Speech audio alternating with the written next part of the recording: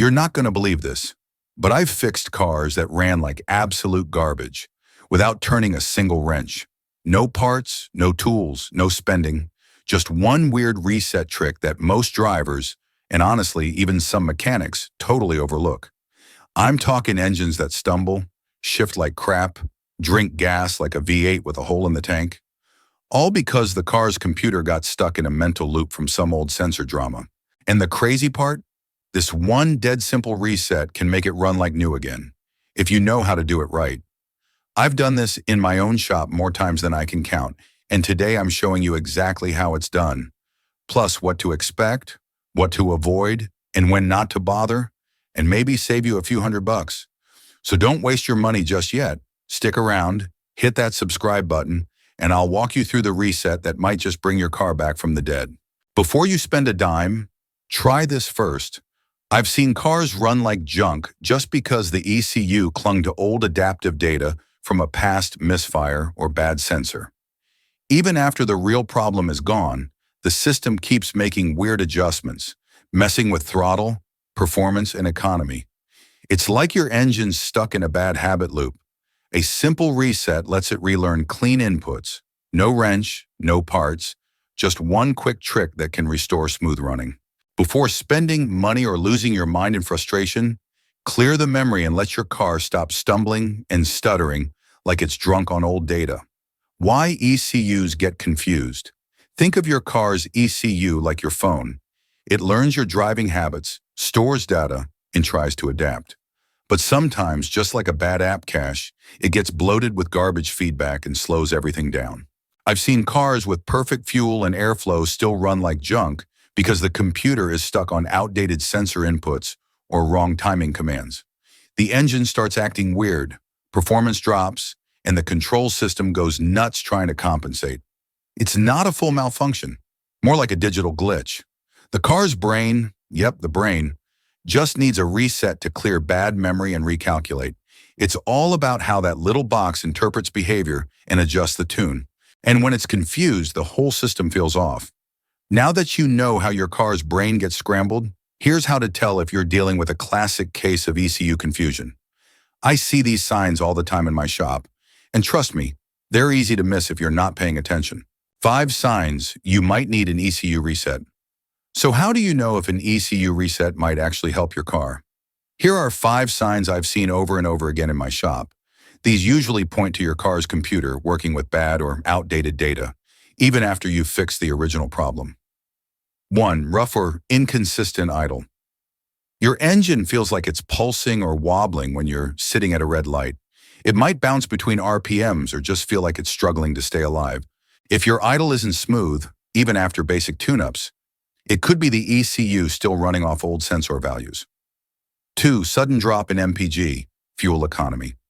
If your car's fuel economy has taken a nosedive with no obvious reason, no fuel leaks, tire issues, or heavy driving, it might be because the ECU is miscalculating how much fuel to inject.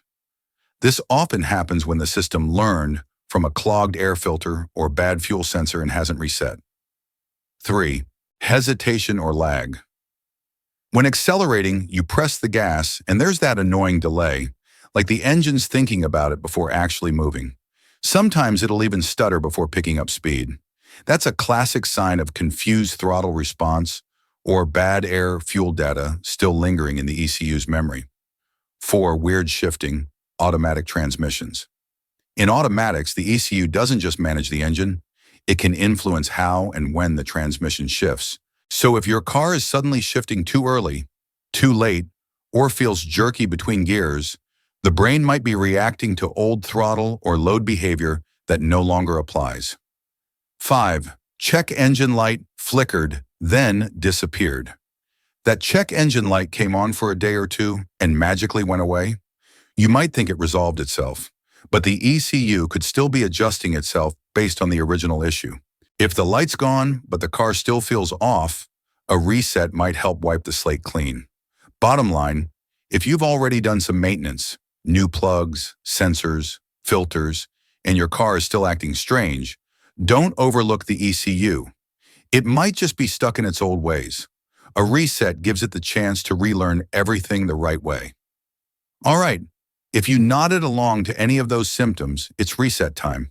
Here's the exact step-by-step method I use in my own garage to wipe that faulty memory and give your car a clean slate. The reset trick mechanics use. Here's the exact method I use in my shop when a car needs a proper ECU reset. And yeah, it's way simpler than most folks think. First, pop the hood and turn the ignition off. Pull the key, make sure the engine is totally shut. Then grab a wrench and disconnect the negative cable from the battery. That's the black terminal. After that, do the same with the positive. For safety, don't wear metal and don't touch both terminals at once. Now here's the trick. Press and hold the brake for 30 seconds. That drains any leftover electricity in the system. Some guys even wait 10 minutes just to be sure. Then you reconnect the positive cable first, then the negative, and tighten everything up.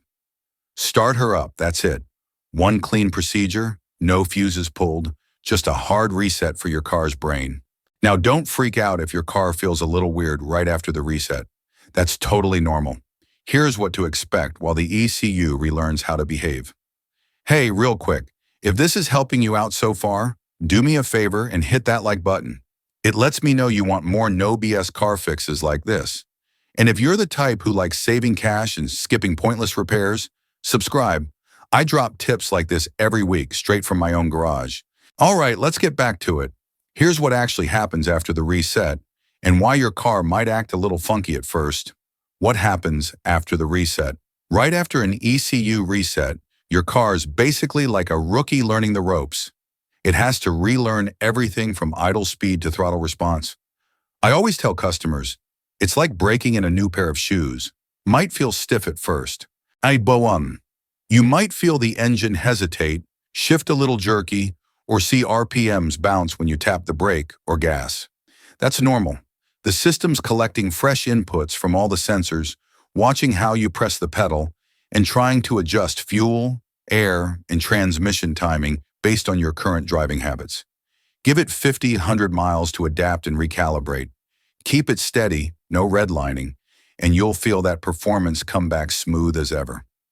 Real-time data becomes its new playbook. But let's be real. Not every rough, idle, or hesitation is an ECU issue. Sometimes a reset won't fix squat. Here's when to stop guessing and start diagnosing. When it won't work. Look, I'm all for a good ECU reset. But if you've got a real issue, like a vacuum leak, a persistent misfire, or a failing sensor, this trick won't do squat. I've seen people try to wipe away their check engine light, hoping the problem vanishes, only to end up with more damage and costly repairs. If your car's idle still feels rough, it stumbles, or shows constant hesitation, you need to diagnose it right. Grab a scan tool, check for error codes, and see what the system's really saying. A real mechanic knows some symptoms can't be erased. They need parts replacement, not a digital Band-Aid. So if you're chasing a deeper failure, resetting won't help. Testing the system is step one. If you're the type who likes tech over wrenches, or you just want a cleaner way to handle resets, here's something way cooler than popping your hood. Extra, better ways to reset if you like tech. If you're the kind of driver who loves a good OBD2 gadget or a slick Bluetooth app, there are cleaner, more advanced ways to reset your ECU. No wrenching required. I've used Blue Driver, tablet-based scanner tools, and even mobile interfaces that plug into the port and talk straight to the car's module.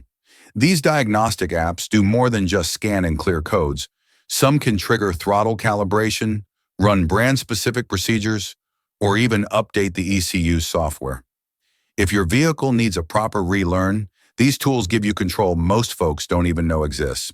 It's a serious upgrade from popping the hood, and yeah, it feels pretty slick watching all that data stream in real time. Mechanic Pro Tips, bonus section.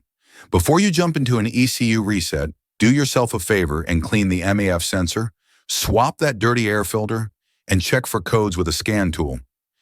You'd be shocked how many people skip the basics. I always tell folks, a reset's no good if the airflow data is still wrong or a throttle sensor is glitching. Now let's talk about the mistakes. First, don't forget to fully disconnect the battery, both terminals, or you'll leave some voltage hanging. Second, always reconnect correctly. Positive first, negative last. Third, avoid resetting if there's an active error you haven't diagnosed. Otherwise, you're just wiping over the wrong inputs. These tips come from years under the hood, and yeah, I've seen the whole process get botched by simple stuff like skipping a fuse or resetting without cleaning out the dirt. Final thought. So before you drop cash on parts, chase ghost codes, or hand your keys to a mechanic, try this ECU reset first. It's free, it's fast, and in a lot of cases, it just works. I've brought cars back to life in the shop with nothing more than a battery disconnect and a brake press. But remember, this isn't magic. If your car is still acting up after the reset, dig deeper. Clean that MF, scan for codes, and don't ignore what your car's telling you. A reset clears the slate. It doesn't fix what's still broken. So you just learned a dead simple trick that can bring your car back from running rough, wasting gas, and feeling sluggish. No wrenches, no parts, just the right reset. But remember, this is only one of the many garage secrets I share every week here on Car Fix Free.